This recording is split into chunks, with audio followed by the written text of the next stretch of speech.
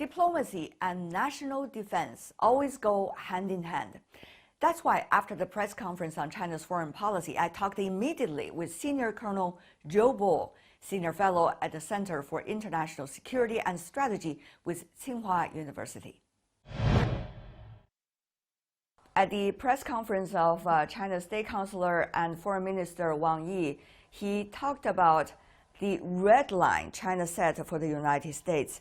What's your take about this very clear clarification on this? Well, I think China and the United States really have different perspectives about the current relationship. While China still stress on cooperation, while some sort of competition is inevitable, the United States will simply describe it as a kind of a great power competition. So this kind of approaches are certainly different. But it is our sincere wish that the United States would respect China's core interests, such as on Taiwan issue, which is laid down very clearly by Mr. Wang Yi. Senior Colonel Zhou, one of the things about international relations is it's not just the diplomatic statement, but also the teeth, as they say, and therefore it comes to the military. If the U.S. chose the other way around, is China going to respond appropriately and also firmly? Well, it's a very good question because currently I believe the big consensus between China and the United States is possible cooperation on climate change. But there is another area which is less mentioned, but certainly agreed upon, that is risk reduction, that is to avoid a military confrontation. It's good for me to tell that in last October, Pentagon and China's Ministry of National Defense have for the first time convened a meeting aiming at crisis management communication. This is certainly a new mechanism, and by describing it crisis management, that is something new, because previously we all talk about accidents or incidents. By calling it a crisis, that means that there is a growing awareness on both sides that we might really have a crisis. So how could we possibly diffuse it? Then where might we have a crisis? I believe in both Taiwan Straits and in the South China Sea, the situation is not coming down. It's actually becoming more tense because of the increased Americans' involvements either in Taiwan Straits or in the South China Sea. For example, the so-called freedom of navigation operations. China's defense ministry has already announced, according to the government work report, the specific numbers of the defense budget is an increase of about 6.8%. With that increase of defense budget, many wonder where it is going and whether it has been put onto the quote-unquote frontline issues about the issue of Taiwan, the issue about South China Sea. Senior Colonel Zhou, what's your take? Well, this kind of increase should not come as a surprise at all, because this is, first of all, one-digit growth, and which is more or less compatible to what we had in the past. And previously, we even had a two-digit growth. So this kind of increase is very much normal. First of all, this is our money. We can afford to invest our own money in our own defense. And besides, we have a long-term long-term objectives. For example, we have to become modernized in 2035, and we have to become a world-class military by mid-century. These grand objectives, they are clearly marked down our road. So this kind of increase is very much normal and should not come as a surprise at all for anybody. It's a very interesting thing. On the one hand, China is looking at the relationship with the United States. Hopefully it could be constructive. It will be more focusing on cooperation or good sense competition. But now, at times, there are decisions that needs to be made, which is very challenging, I guess, for any country, particularly China, when thinking about the power barometer right now with the United States. Senior Colonel Zhou, what's your take? Yeah, I think you're right because again, if I put myself in the shoes of the United States, I believe they have a different feeling now in being defensive of democracy, defensive of the alliance, because of what happened to the United States, for example, in Capitol Hill or in the Saudi relationship across the Atlantic. But this certainly is not China's fault, right? This invites a problem of how you look at the world. The West would simply consider the world is a kind of a liberal international order, which is on the wane, because the liberal international order, as they believe, started right after the Second World War, and it come to the highest apogee after the dissolution of the Soviet Union, but now it's on the way. But if I look at this issue, I would argue that the whole concept of the liberal international order is a myth, because after the Second World War, we have many other events. For example, the independence of more than 50 African countries. For example, the huge influence of China over the Third World, and last but not least, the decades-old rivalry between the Soviet Union and the United States. So how could you justify the 70 years in one sentence liberal international order? This is narcissism. This is self-praise. The world is just like a jungle, and there are different floras and faunas. But we need rules. And how do we make rules? We need to make the rules all together. As we heard from the Chinese State Councilor Wang Yi's press conference, and we have also been hearing from the Chinese government's various organizations, including the Defense Department, over the years. So now, what is China's contribution at a time of quite interesting geopolitics? How can we, China, contribute more to the global governance issue? That's very tricky, isn't it? Yeah, indeed. Actually, this good question can be put into two categories of answer. One is China become part of the international system. China adapted itself to the norms and regulations largely built by the West. This is already happened because China basically has joined all international rules and regulations. The second thing is how China can become a contributor to a better world in its own way. And this is what China is exactly doing. For example, China's Belt and Road Initiative is the largest infrastructure project in the world. Some Western countries describe it as a trap. But my question is, would you spend billions of dollars to lay such a mega trap? Now, Senior Colonel Zhou, you've been hearing a lot over the years about criticism or cynicism against the Belt and Road Initiative. How do you see this phenomenon, and what is going to be China's approach? How do you, as someone who have been looking at China, studying China relations with the rest of the world for decades, look at the latest issue? Briefly, I would say this kind of Western response is out of jealousy first, and secondly, it's out of kind of inability. Frankly speaking, China is really a developing country, although some people call China a special developing country. China that has proposed such kind of Belt and Road Initiative that would really change the landscape, is the economic landscape of all these countries involved along the belt and along the road. Because China's strength is growing, therefore China is in a better position to help the world. So the Chinese Communist Party say about the situations not unprecedented in the last 100 years, right? So, but what does that mean? Does that really mean opportunity or challenges? I believe that means China has a better opportunity and challenges. And that tells why China is still confident that we are still in a strategic period of time. Senior Colonel Zhou, a lot of philosophical thoughts look at the latest development.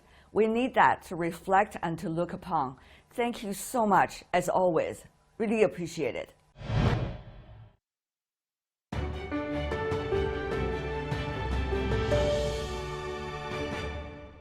The relationship between China and the U.S. under the Biden administration is less than 2 months old, but the fault lines are becoming clearer.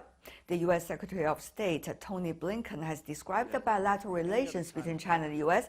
as competitive when it should be, collaborative when it can be, and adversarial when it must be. These words are open to interpretations, of course, but I do want to listen to someone who knows it inside out.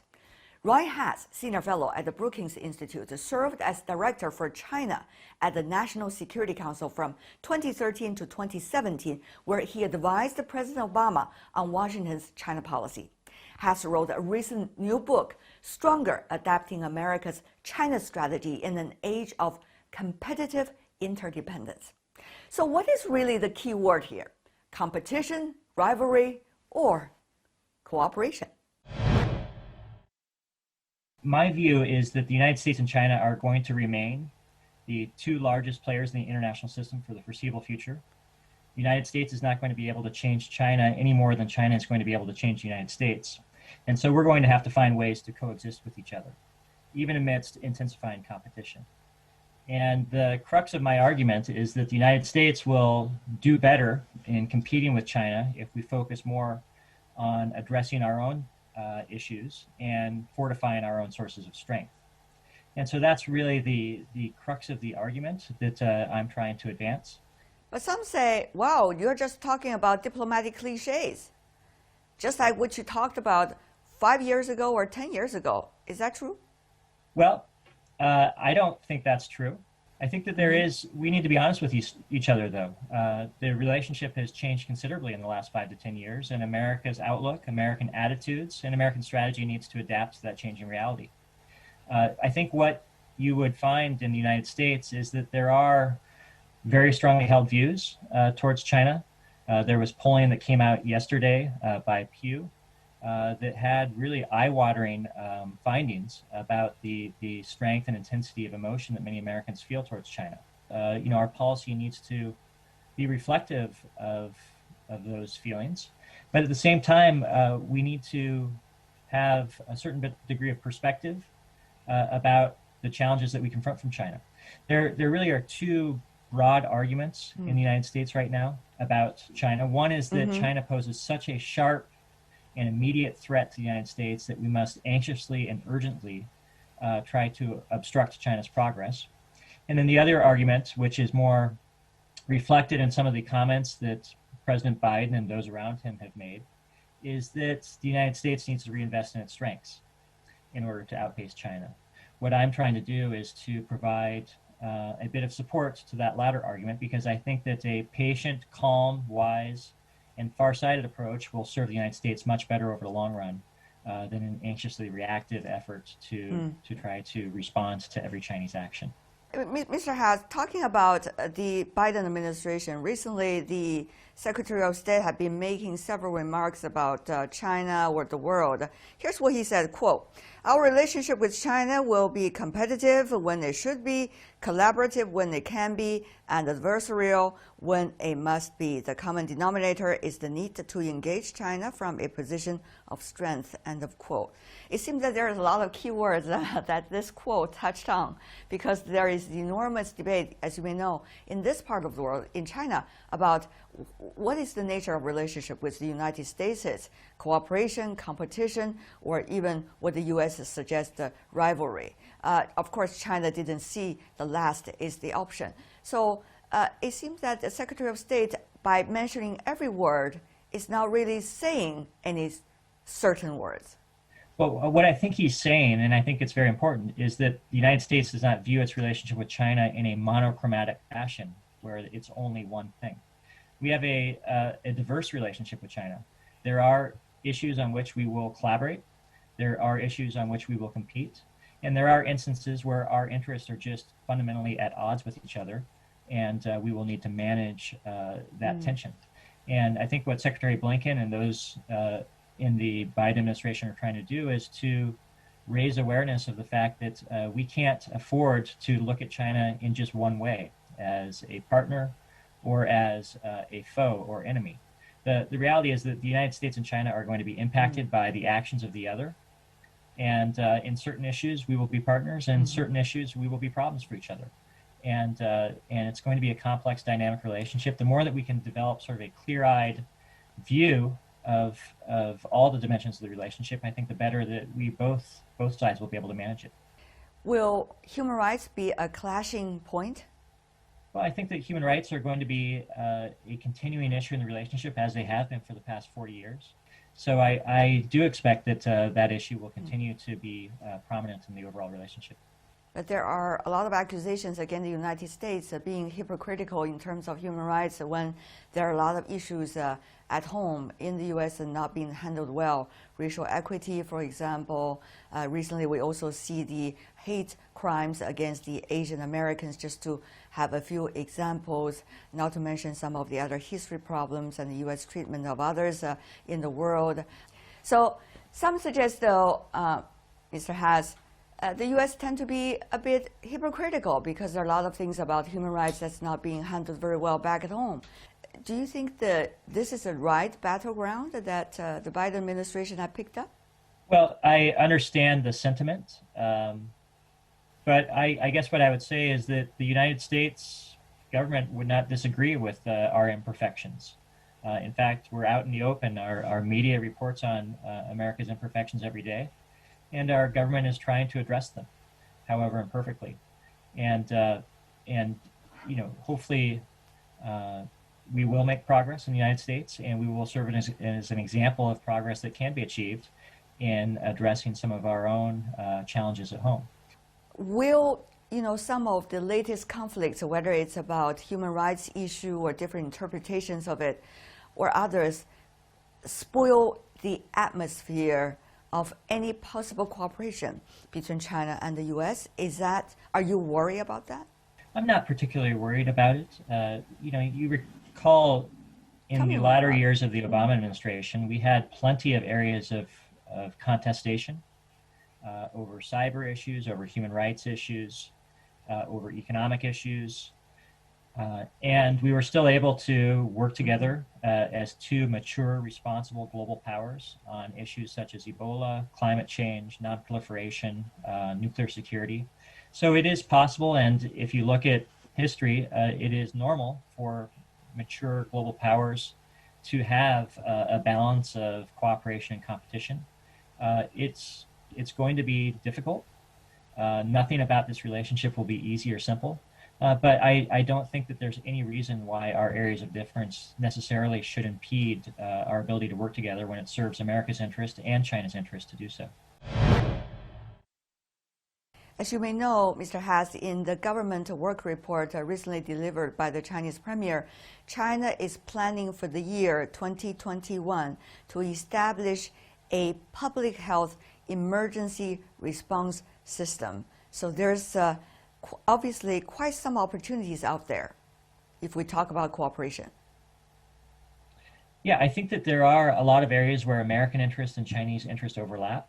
There is a broad recognition in both Beijing and Washington that there are many global problems that the United States is not capable of solving on its own, and China is not capable of solving on its own. So I think logic would lead us to the conclusion that we would both be better served by pooling resources and efforts to confront common challenges. And my hope is that as time goes by and the relationship continues to develop, that we'll be able to see some of those opportunities. When the Biden administration is thinking about one direction of how to deal with China, will its domestic agenda allow it to happen or enable it to happen? It's a big question mark. You have been very close to the very top core decision-making bodies about China policy.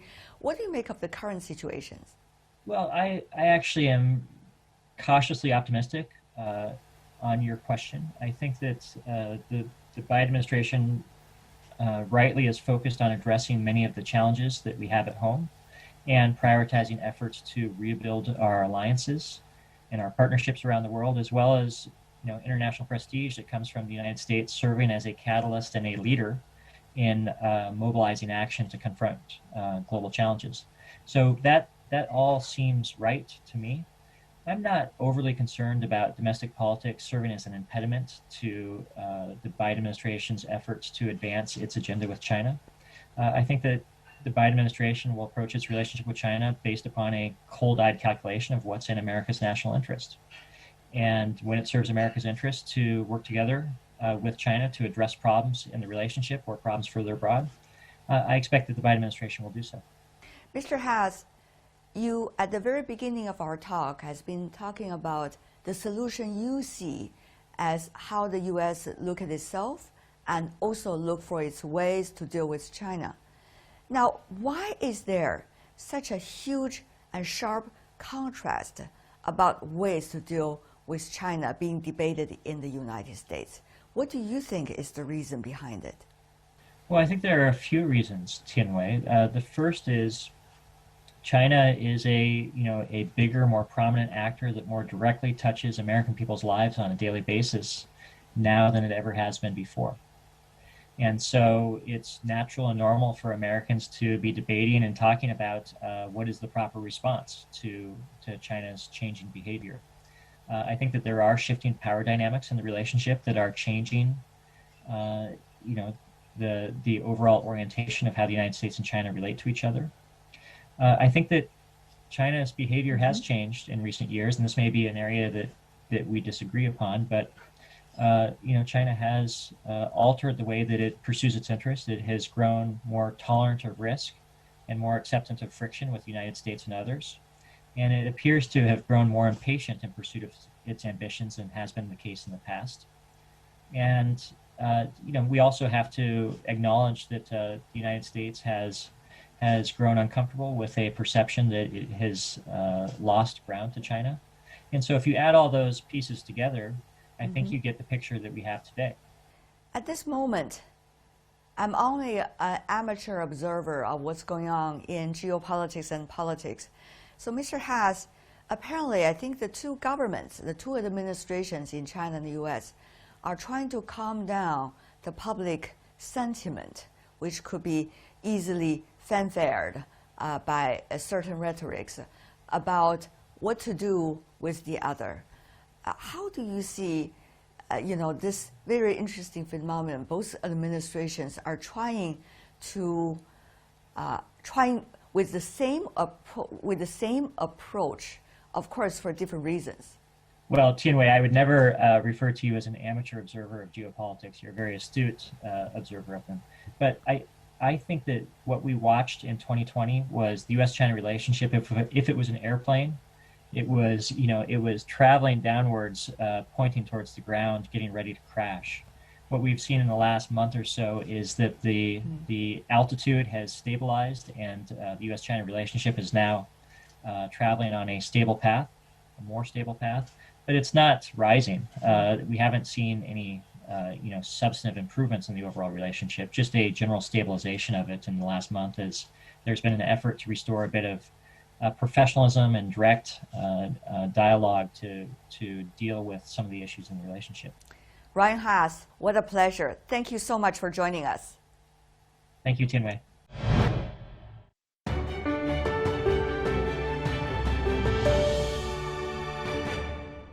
That's all we have for today. If you'd like to see more, search World Insight or check out our YouTube channel. You can also follow us on Twitter and Facebook. I'm Tianwei. On behalf of the team, thanks for watching this special edition of World Insight Way Into Sessions. Bye for now.